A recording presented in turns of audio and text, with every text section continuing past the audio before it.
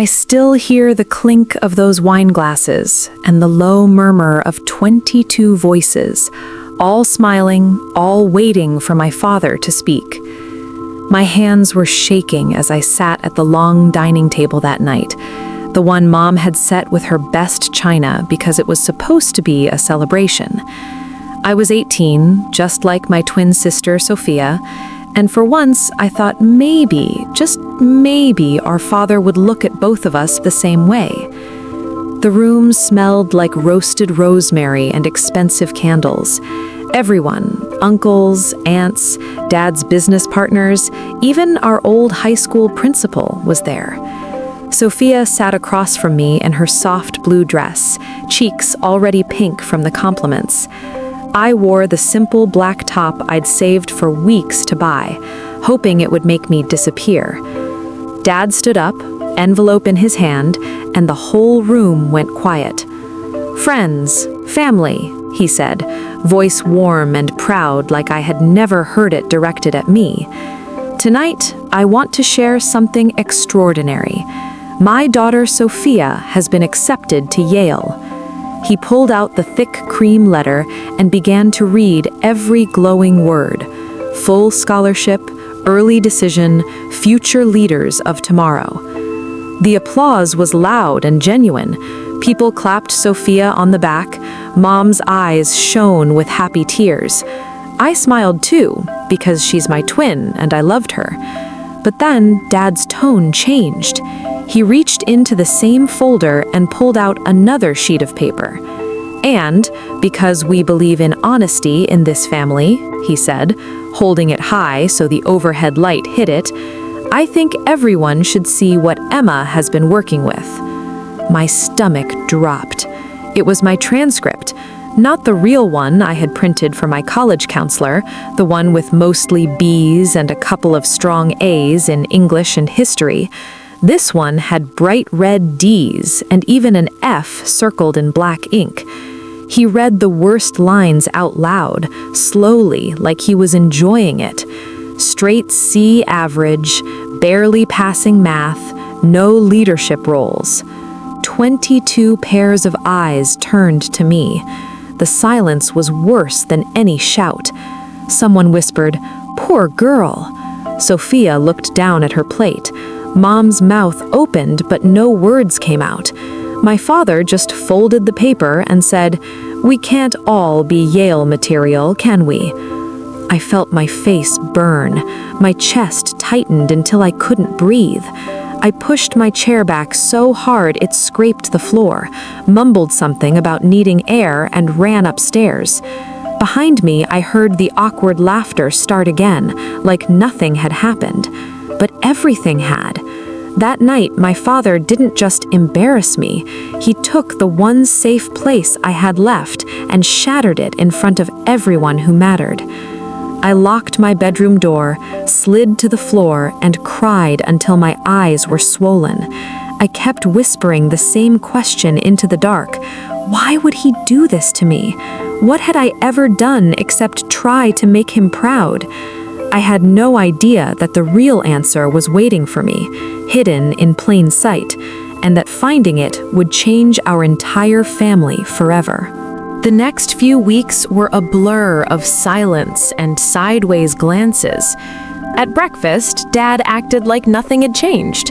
He would kiss Sophia on the top of her head and ask about her Yale orientation schedule, while I sat there pushing cold eggs around my plate.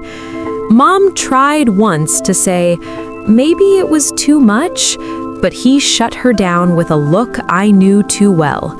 Cold, final, the same look he gave me when I brought home a B+ in 10th grade. I replayed that dinner in my head every night.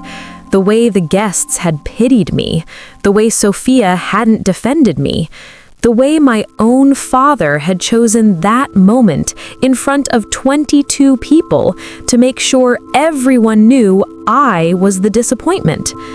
I stopped eating in the dining room. I stopped talking at family meals.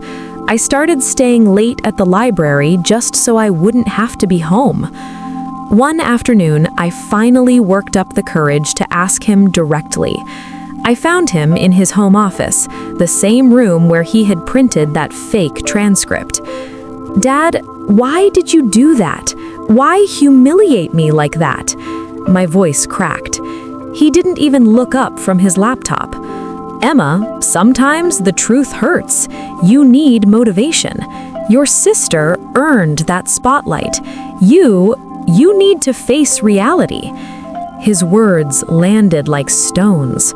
I left the office feeling smaller than I ever had. That night, I cried again, but something inside me shifted. The pain turned into a quiet anger. I realized I couldn't keep waiting for him to love me the way he loved her. I started digging. I went through every drawer in his office when he was at work. Under a stack of old tax papers, I found my real transcript, the one with the B's and A's. And then, folded inside an envelope marked "College Mail, Do Not Open," I found something that made my heart stop. It was another thick cream letter from Yale, addressed to me, dated 3 months earlier. It congratulated me on my acceptance, full ride just like Sophia's. I sat on the floor, letter trembling in my hands, tears falling onto the fancy Yale seal. He had hidden it. He had printed a fake transcript with failing grades and shown it to 22 guests so no one would ever ask why only one of us was going to Yale. Why? Why steal my future just to protect his perfect picture of Sophia as the golden child? I confronted Mom in the kitchen the next morning. She looked exhausted, like she had been carrying this secret for years. "Your father, he always said one Ivy League child was enough for our budget. He said Sophia needed it more, that you were stronger, that you could handle the local college." Her voice broke. I begged him not to do the dinner. He wouldn't listen. I felt the betrayal sink deeper than the night of the party. My own parents had decided my worth without ever asking me. Sophia knew too. She had seen the second acceptance letter weeks ago and stayed quiet because Dad said it would cause problems. I spent the next days in a fog of hurt and rage. I stopped pretending everything was fine. I packed a bag and told Mom I was staying with my best friend until I figured out what to do. Every time I closed my eyes, I saw those 22 faces staring at me with pity. But now I had proof. Now I knew the truth, and I wasn't going to stay quiet anymore. 2 weeks later, I stood in the same dining room, the table set exactly as it had been that horrible night. I had invited every single one of the 22 guests back. Dad thought it was a family reconciliation dinner. He had no idea what was coming. When everyone was seated and the wine was poured, I stood up. My hands weren't shaking this time. I held up the real Yale medal so the overhead light caught the gold seal. 3 months ago, I received this, I said, voice steady but full of every emotion I had held inside. I got into Yale too.